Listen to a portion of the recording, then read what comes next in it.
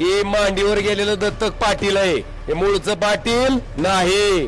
ती म्हणतेत का नाही लगीन लोकांचं नाचतंय, ती पुढचं नाही हो. मी बोल आपलं चिन्ह काय आहे, मशाल धगधगती. ती म्हणताय आईस्क्रीमचा कोण आहे, म्हणावं एकदा तोंडात घेऊन बघ.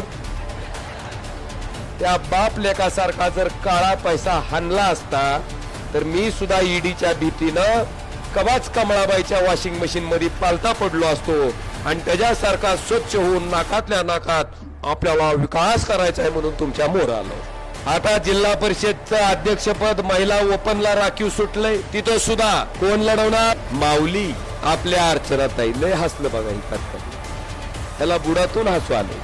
आपल्या काय लक्षात येतं तर 45 वर्ष मंत्रिपदाचा फायदा, जिल्हा झाला दरिद्री आणि डॉक्टर झाला श्रीमंत क्रमांक 3. ही या बापलेकाचं योगदान. आता तर ही पटुशा त्या मोदीच्या पार्टीत गेले, ती सांगतोय मोदी की गॅरंटी. ह्याचं बी बॅनर मी बघितलं बऱ्याच ठिकाणी, म्हणतोय 24 तास पाणी पुरवठा ही राणादादाची गॅरंटी. आता 45 वर्ष यांची वॉरंटी संपून गेली आणि हितली वॉरंटी संपली म्हणून ती तुळजापूरला गेलंय आणि ती घेतोय धाराशिवची. काय कशानं हाणला पाहिजे, नाकातल्या नाकात शुद्ध बोलणाऱ्या बाप लेकानी ते कॉलेज कुठं नेलं, नेरूळ. म्हणले आपल्या इथं आपल्या लोकाला गरज नाही, आपल्यातली आजारी पडली तरी डॉक्टरला बंडल फेकून आणतात असे. चल कर नीट. मला तुम्हाला ती स्टेटमेंट आठवतंय का भगवंताच्या पायरीवरच. तुम्ही आता राष्ट्रवादी काँग्रेसच्या उमेदवारात, तुम्ही राष्ट्रवादी काँग्रेस वाढवणार का? मी कशाला वाढू, माझा नवरा भाजपमध्ये आहे बाई. आहार कल्याण.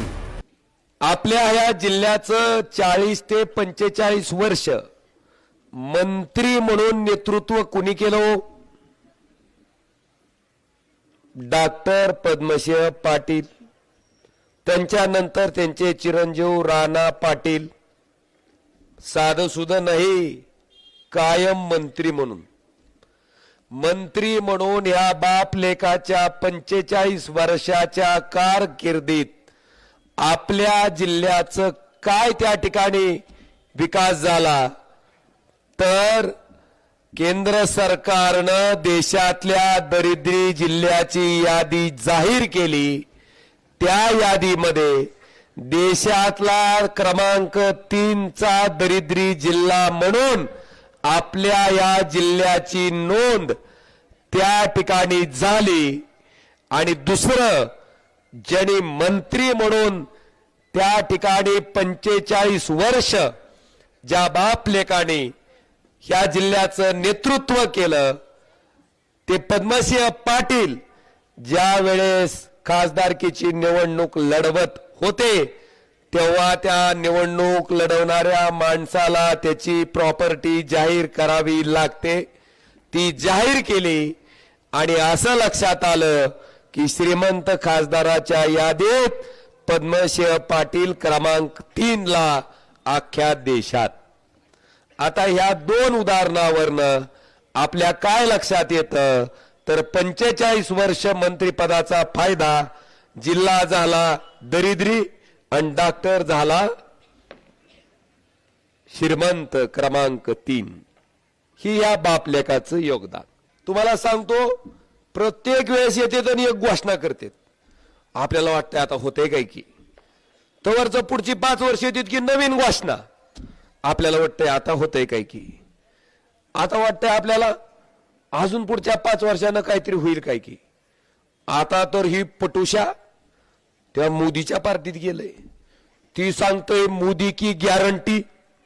आता मला सांगा, ह्याचं बी बॅनर मी बघितलं बऱ्याच ठिकाणी, म्हणतोय 24 तास पाणी पुरवठा ही राणादादाची गॅरंटी.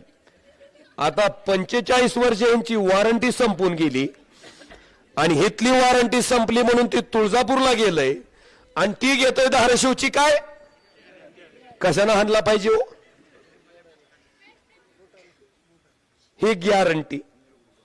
नवीनच गप्पा हाणतय, रोज नवीन सांगतय. तुम्हाला वाटतंय हा हा, आणि पुन्हा नाकातल्या नाकात बोलतय, शुद्ध बोलतय. लोकांना वाटतंय माय माय माय माय काय विकासाचं विजन आहे. आखा काटा निघाला होय, कडेला आलाय तरी आपल्याला वाटतंय माय माय माय काय विकासाचं विजन आहे. शुद्ध बोलायचं नाकातल्या नाकात. ही अवस्था बांधवानो, मला आणि कैलास पाटलाला 2.5 वर्ष सत्ताधारी पक्षातला आमदार आणि खासदार म्हणून काम करायची संधी मिळाली. 2.5 वर्षामध्ये 1.5 वर्ष कोरोना होता का नाही?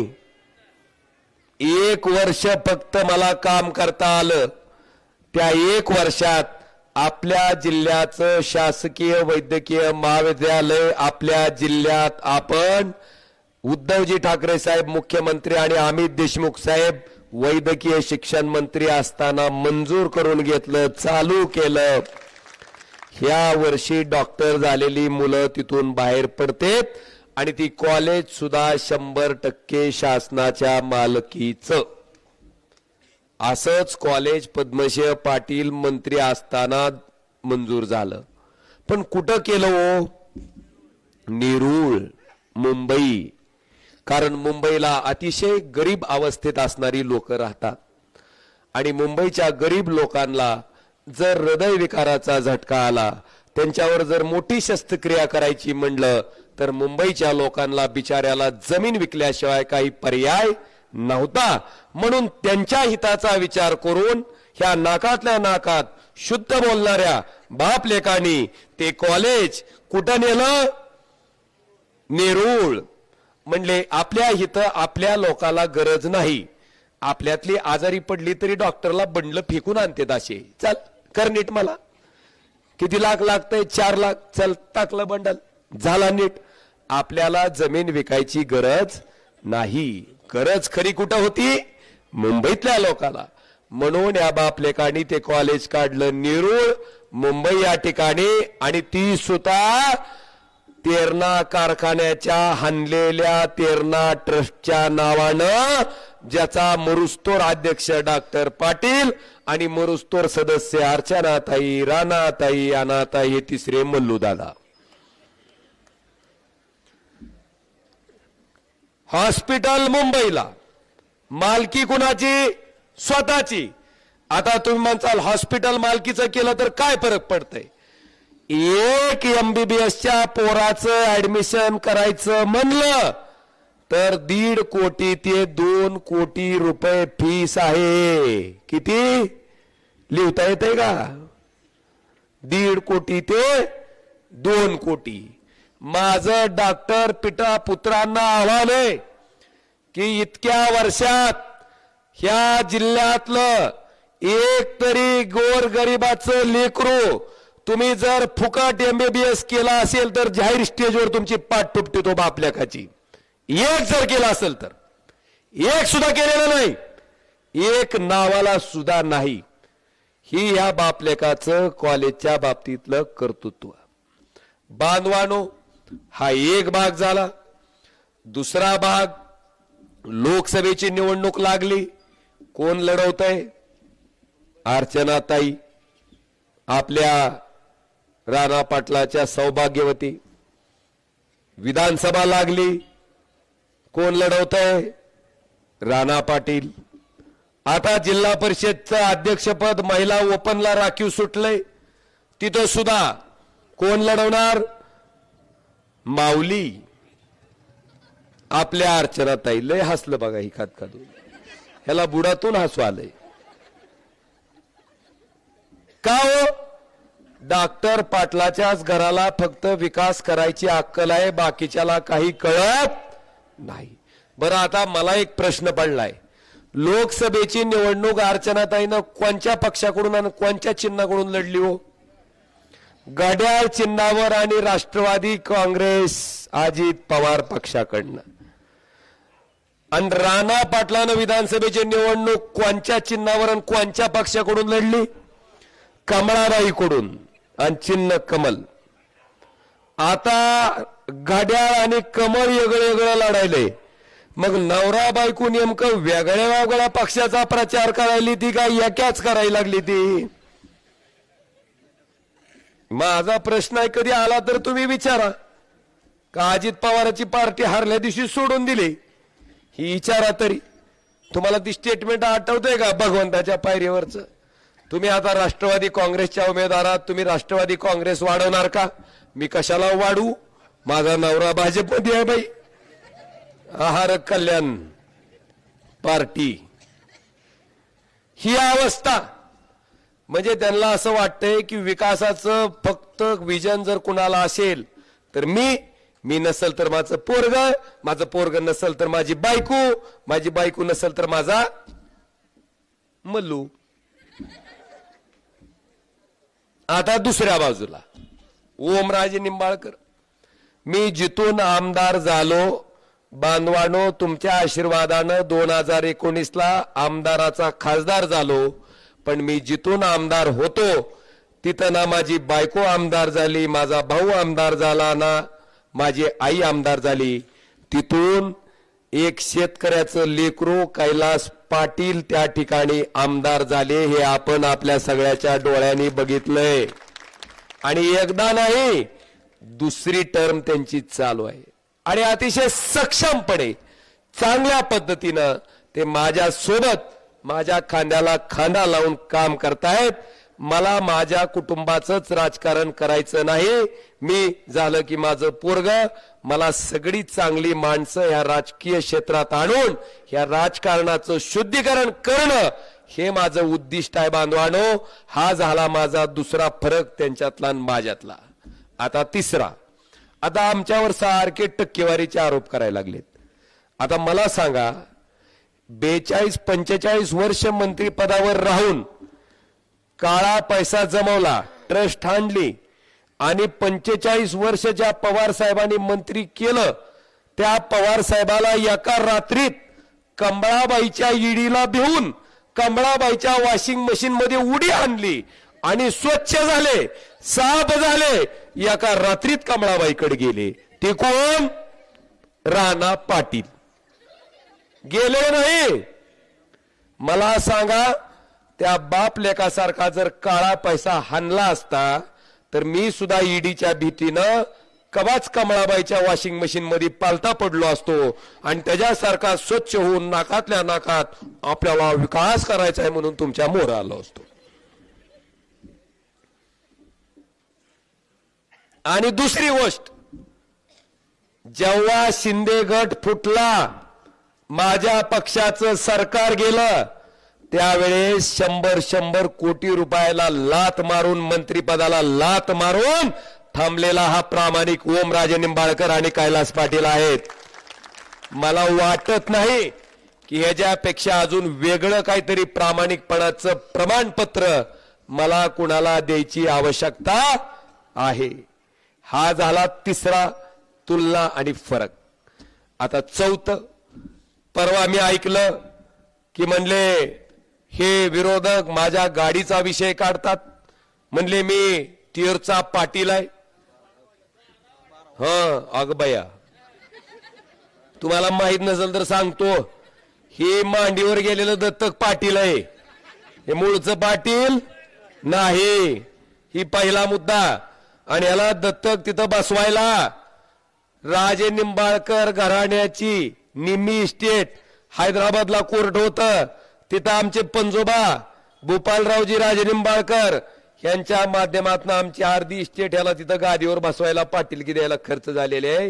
हे जे आठवण बी त्या नाकातल्या नाकात बोलणाऱ्याला करा जरा. आणि तिसरी गोष्ट ती म्हणते मी गारा वाड्या तीरचा पाटील आहे. आता आपल्याकडे बरेच पाटील आहेत का नाहीत पंकजराव? तुम्ही पाटीलच जाऊ. त्याच्यापेक्षा जास्त जमीन असेल थोडी तुमची. तुम्ही शेतात ऊस लावता, तुम्ही सोयाबीन लावता, पण तुमच्याच्यानं 7 कोटीची गाडी घेणं झालं का पाटील? मग ही येड्या बाबळी लावून 7 कोटीची गाडी घेताय कसं? ही प्रश्न आहे माझा. तुम्ही काय म्हणता, कुत्तर बाबळी का येड्या बाबळी? येड्या बाबळी प्रश्न आहे ना माझा. 7 कोटीची गाडी कशी परवडती बाबा तुला? सांग तरी, तुझा व्यवसाय तरी सांग. पाटीलकीवर तर आमच्याच्यानं होईना, पंकज पाटलाच्यानं. अजून बरेच पाटलाचं उदाहरण देऊ शकतो मी. बांधवानो, ह्या पद्धतीनं बोलायचं हे मला अजिबात मान्य नाही. आता आपल्या उमेदवाराचं कर्तृत्व काय काम आणि त्यांच्या उमेदवाराचं कर्तृत्व काय? गणपतीत ओमराजेच्या पुढे डान्स कोण चांगला हाणतंय. हो म्हणा तर आता गणपतीची विसर्जनाची मिरवणूक आहे हो, आणि विसर्जनाच्या मिरवणुकीमध्ये त्या ठिकाणी मला सांगा, काय नाचायचं कारण आहे का? बरं नाचाव तर कशासाठी? 2014ला पद्मश्री पाटील 2.5 लाख मतानं पडलं. 2019ला राणा पाटील 1,27,000 मतानं पडलं. आणि 2024ला अर्चनाताई 3,30,000 मतांनी पडल्या. मग आपले आजोबा पडले, आपले पप्पा पडले, आपली मम्मी पडली. म्हणून गणपतीच्या विसर्जनाच्या मिरवणुकीत नाचायचा कार्यक्रम होता का? एखादी निवडणूक जिंकली तर नाचणं समजू शकतो मी, पण ती म्हणतात का नाही लगीन लोकांचं नाचतंय, ती पुढचं नाही हो. मी बोलत नाही पुढचं. काय लावलंय? ह्या पद्धतीनं जर तुम्ही विनाकारण अशा पद्धतीनं वल्गणाऱ्या करणाऱ्या लोकांना जर उमेदवारी देणार असाल तर आता जनतेनं त्या ठिकाणी ठरवायचंय. बांधवानो, सांगितलं त्या कार्यकर्त्याची अवस्था काय? तिकडं शौकतबाई लग्नावर अक्षिदा टाकायला सुद्धा गेटच्या आत परवानगी नाही, ह्यांना गेटच्या बाहेर ही नाचणारी गँग. अरे काय स्वाभिमान नावाची गोष्ट आहे का नाही तुम्हाला?